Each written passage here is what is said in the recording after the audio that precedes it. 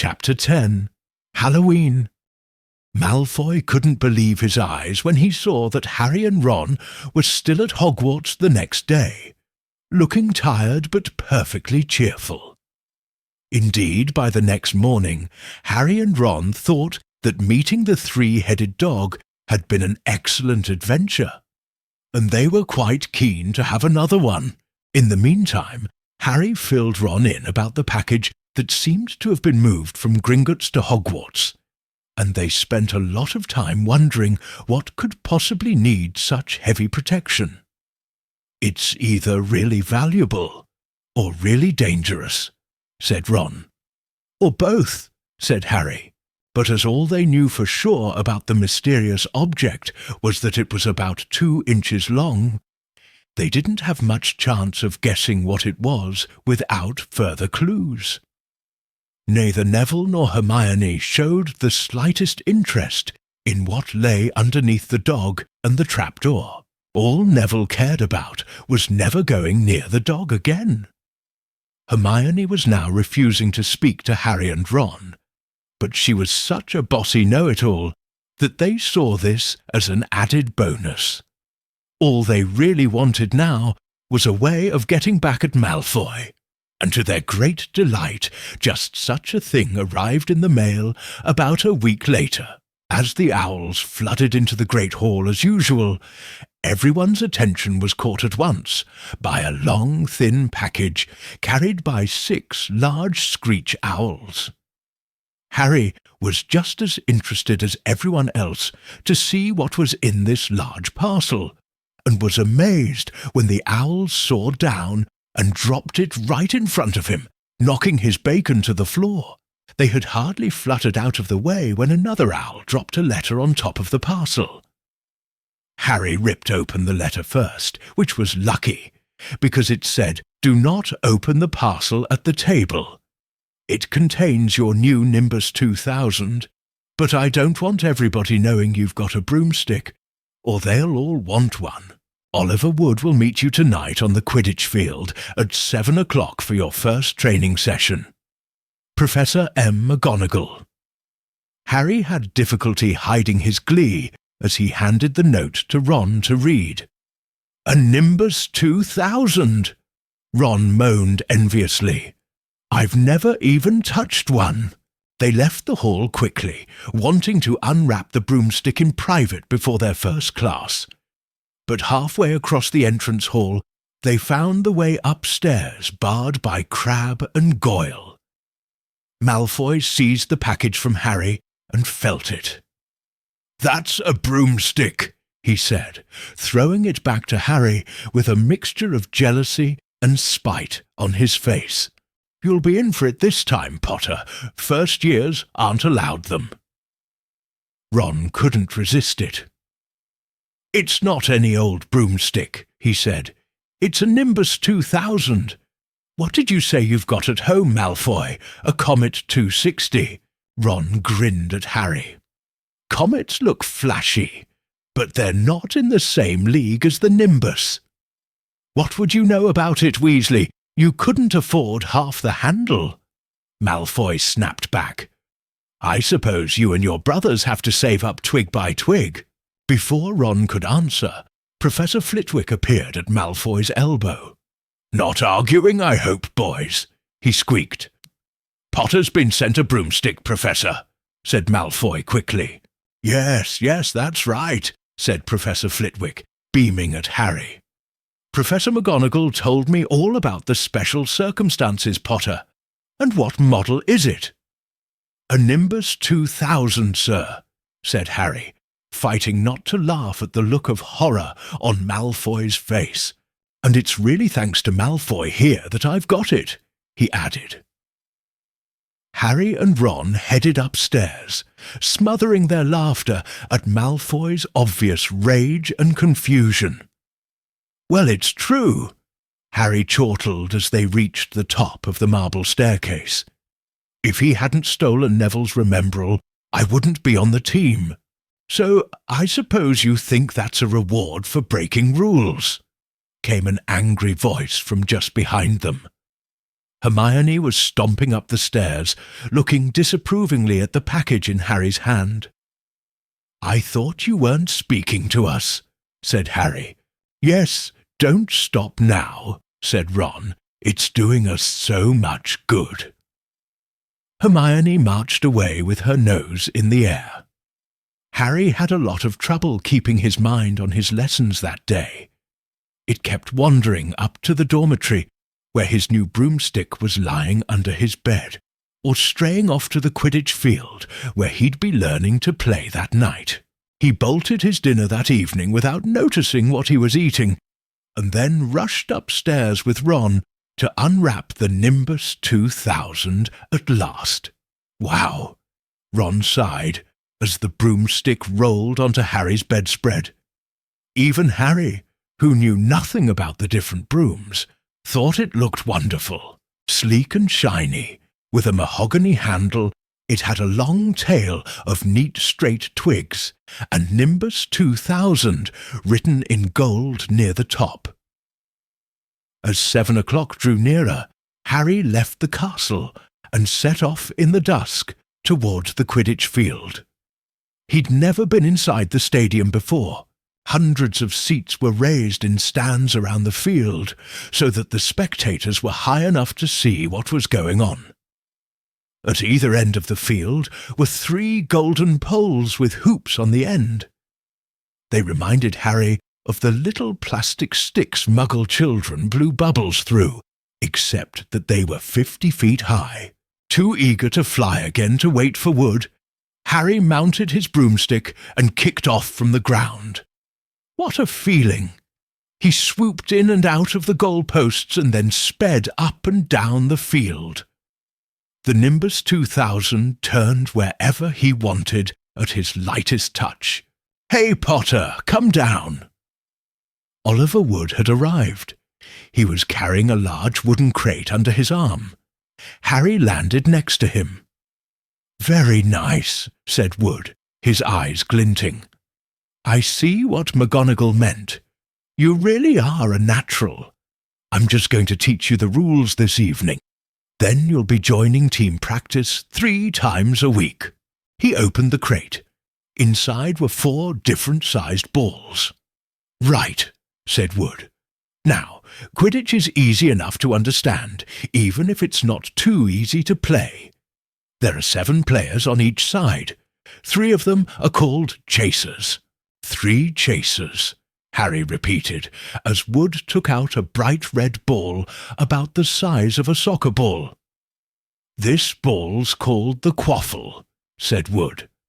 "The chasers throw the quaffle to each other and try and get it through one of the hoops to score a goal.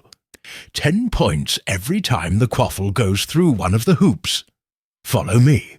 The chasers throw the quaffle and put it through the hoops to score," Harry recited. "So, that's sort of like basketball on broomsticks with 6 hoops, isn't it?" "What's basketball?" said Wood curiously. "Never mind," said Harry quickly. "Now, there's another player on each side who's called the keeper. I'm keeper for Gryffindor. I have to fly around our hoops and stop the other team from scoring." 3 chasers, 1 keeper," said Harry, who was determined to remember it all, "and they play with the quaffle." "OK, got that. So what are they for?"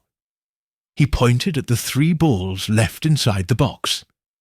"I'll show you now," said Wood. "Take this." He handed Harry a small club, a bit like a short baseball bat. "I'm going to show you what the bludgers do," Wood said. "These 2 are the bludgers." He showed Harry 2 identical balls, jet black and slightly smaller than the red quaffle. Harry noticed that they seemed to be straining to escape the straps, holding them inside the box. "Stand back," Wood warned Harry. He bent down and freed one of the bludgers.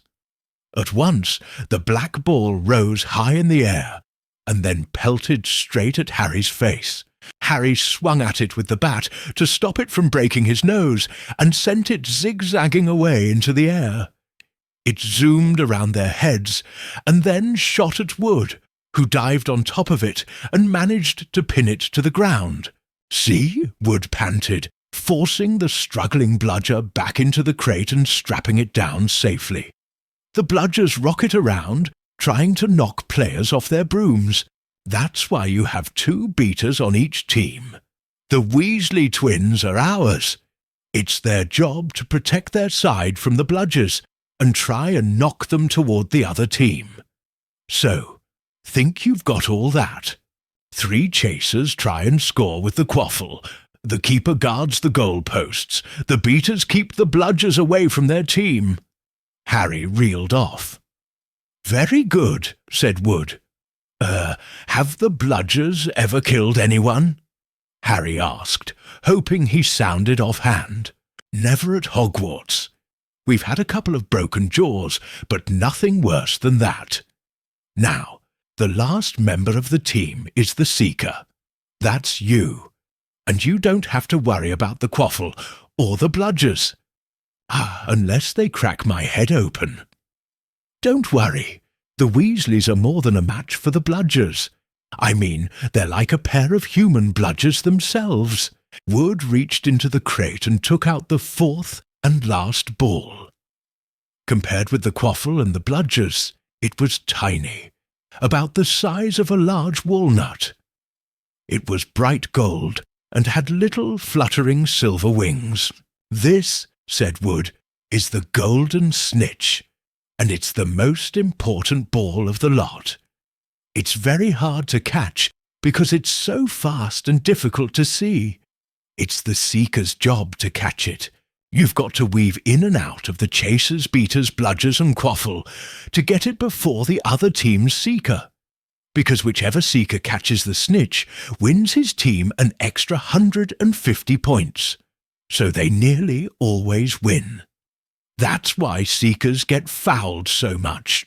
A game of Quidditch only ends when the snitch is caught, so it can go on for ages. I think the record is 3 months. They had to keep bringing on substitutes so the players could get some sleep. Well, that's it. Any questions?" Harry shook his head. He understood what he had to do all right. It was doing it that was going to be the problem. "We won't practice with the snitch yet," said Wood, carefully shutting it back inside the crate. "It's too dark. We might lose it. Let's try you out with a few of these." He pulled a bag of ordinary golf balls out of his pocket, and a few minutes later he and Harry were up in the air, Wood throwing the golf balls as hard as he could in every direction for Harry to catch. Harry didn't miss a single one, and Wood was delighted. After half an hour, night had really fallen, and they couldn't carry on. "That Quidditch couple have our name on it this year," said Wood happily, as they trudged back up to the castle. "I wouldn't be surprised if you turn out better than Charlie Weasley, and he could have played for England if he hadn't gone off chasing dragons. Perhaps it was because he was now so busy, what with Quidditch practice 3 evenings a week on top of all his homework." But Harry could hardly believe it when he realized that he'd already been at Hogwarts 2 months. The castle felt more like home than Privet Drive ever had.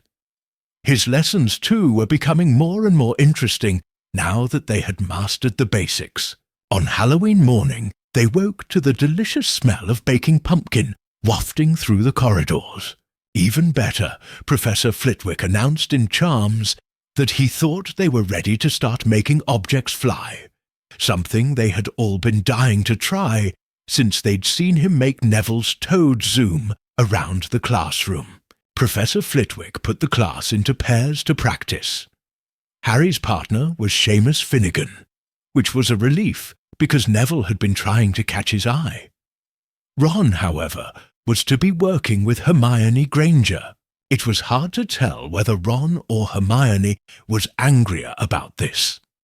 She hadn't spoken to either of them since the day Harry's broomstick had arrived. "Now, don't forget that nice wrist movement we've been practicing," squeaked Professor Flitwick, perched on top of his pile of books as usual. Swish and flick, remember, swish and flick, and saying the magic words properly is very important too. Never forget Wizard Barufio, who said S instead of F, and found himself on the floor with a buffalo on his chest. It was very difficult. Harry and Seamus swished and flicked, but the feather they were supposed to be sending skyward just lay on the desktop. Seamus got so impatient that he prodded it with his wand and set fire to it. Harry had to put it out with his hat. Ron at the next table wasn't having much more luck. "Wingardium Leviosa!" he shouted, waving his long arms like a windmill. "You're saying it wrong," Harry heard Hermione snap. "It's Wingardium Leviosa. Make the gar nice and long." "You do it then, if you're so clever," Ron snarled. Hermione rolled up the sleeves of her gown, flicked her wand, and said, "Wingardium Leviosa!" Their feather rose off the desk and hovered about 4 feet above their heads. "Oh, well done!" cried Professor Flitwick, clapping. "Everyone see here, Miss Granger's done it." Ron was in a very bad mood by the end of the class.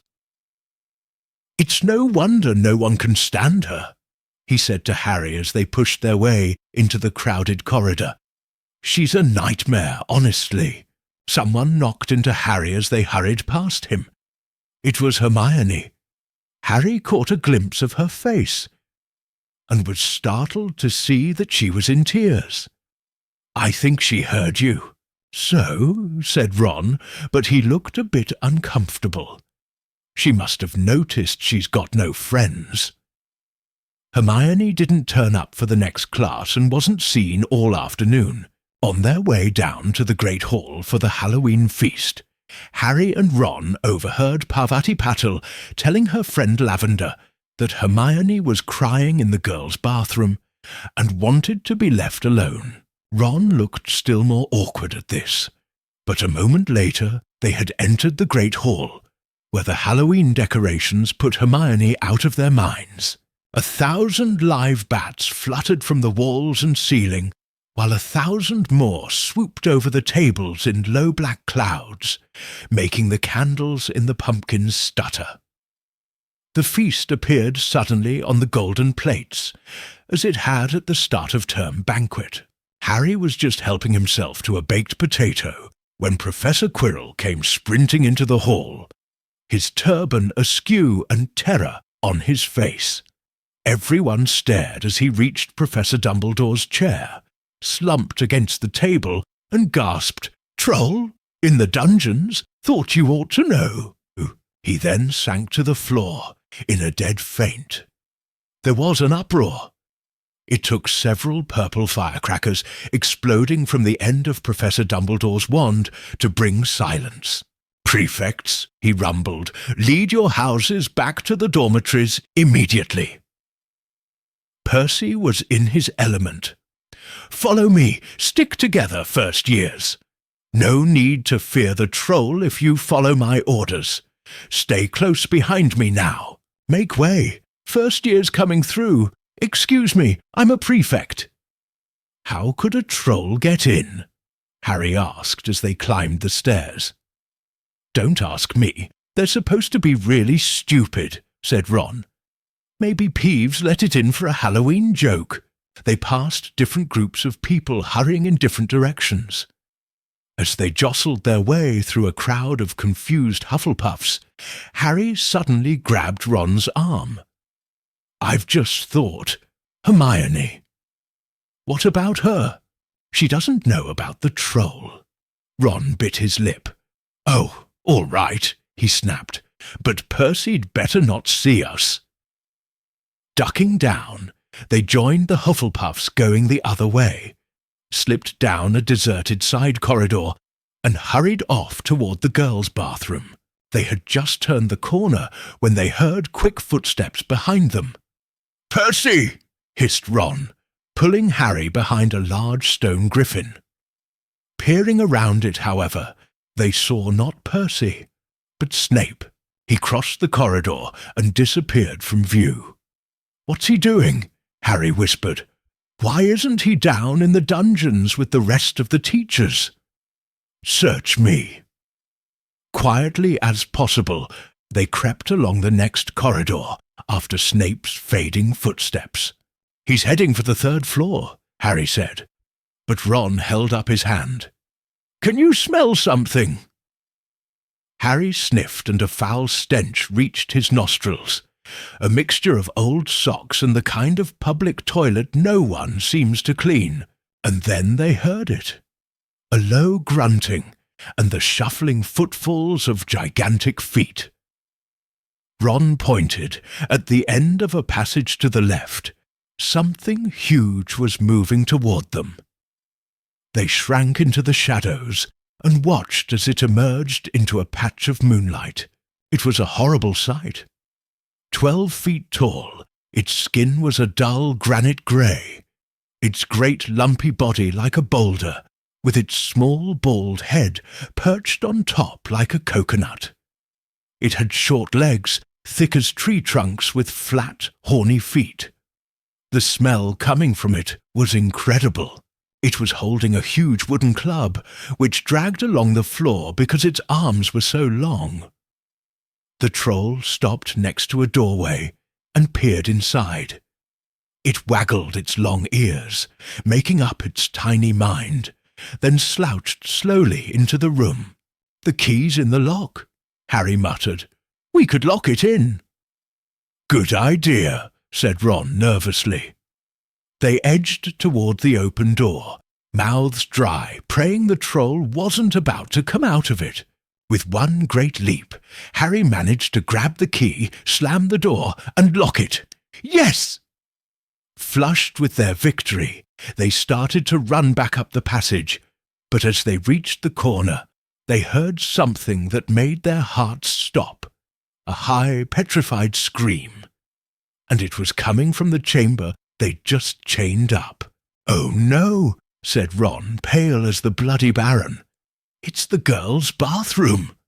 Harry gasped. "Hermione," they said together.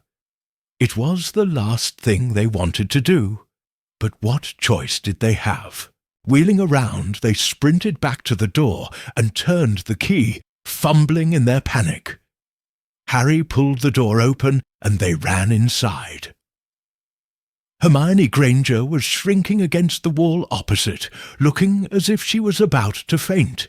The troll was advancing on her, knocking the sinks off the walls as it went.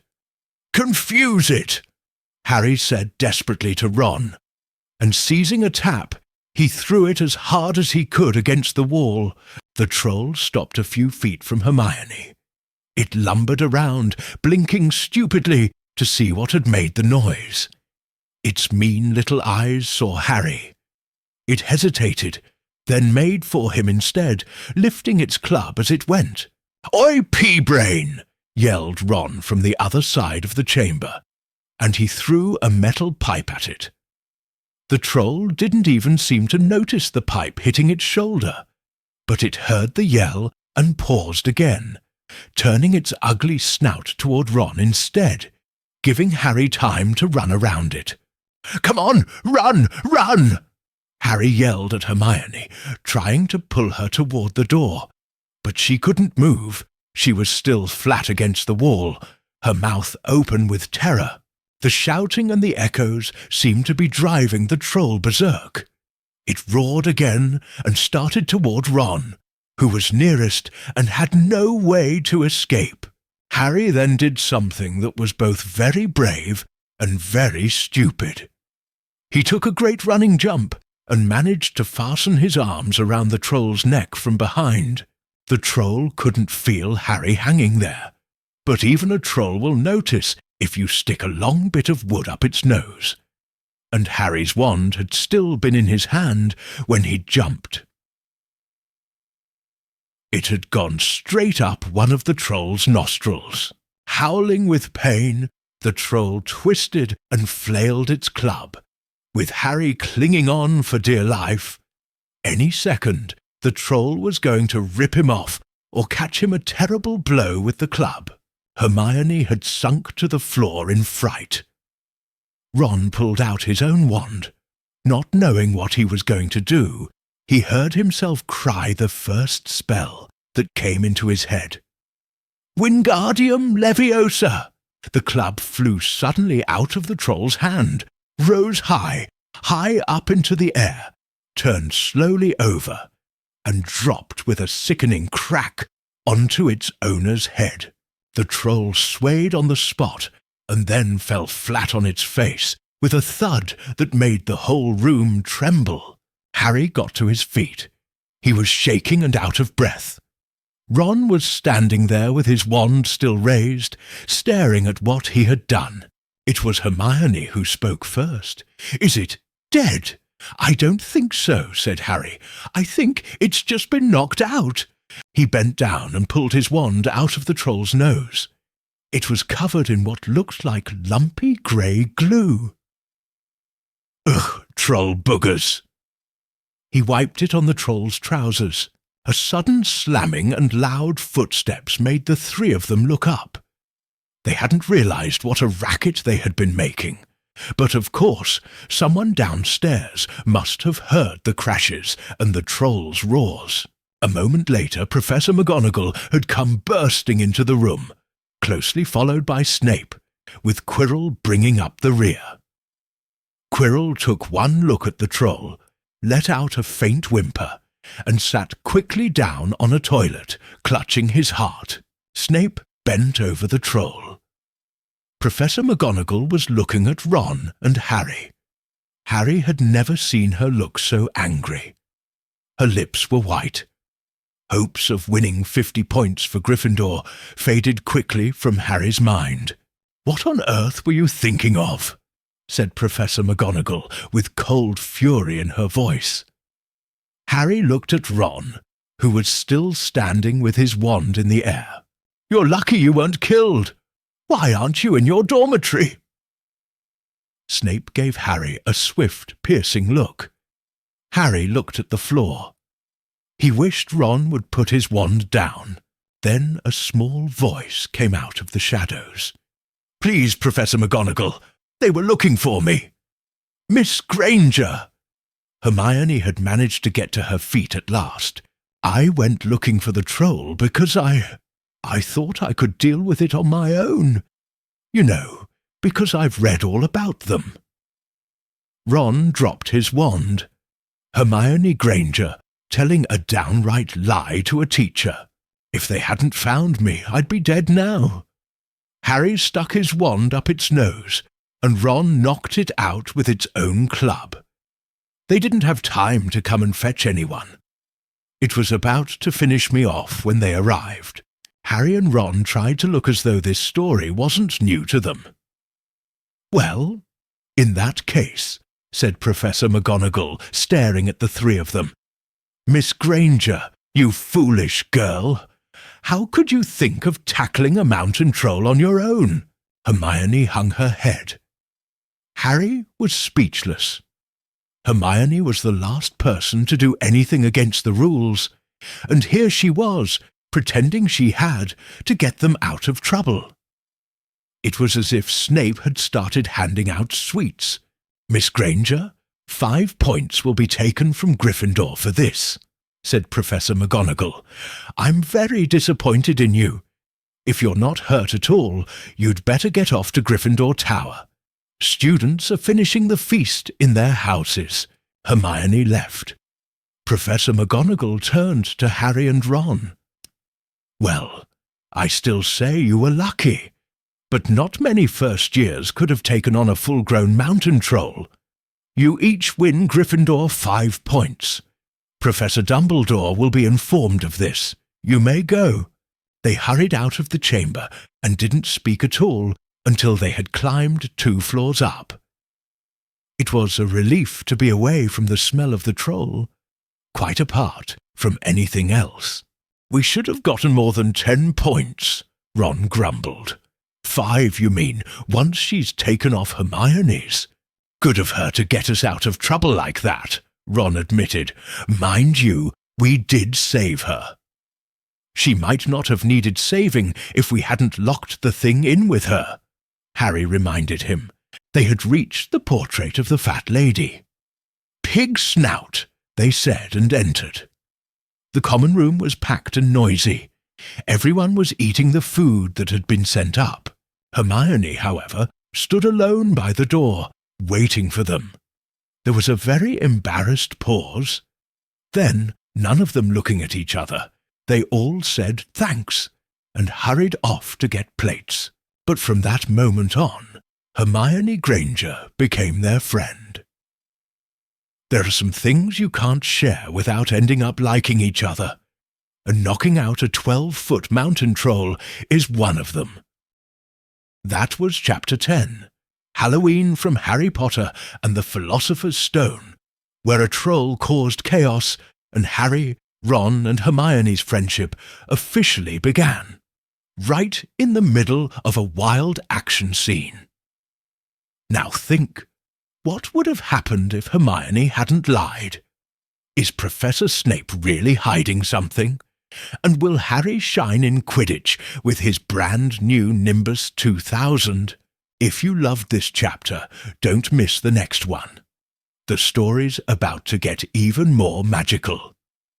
This incredible world was created by J.K. Rowling. Be sure to follow Beyond the Horizon Stories on YouTube, Instagram and TikTok. Like, share and support the channel so we can keep bringing you more magical tales. See you in the next chapter.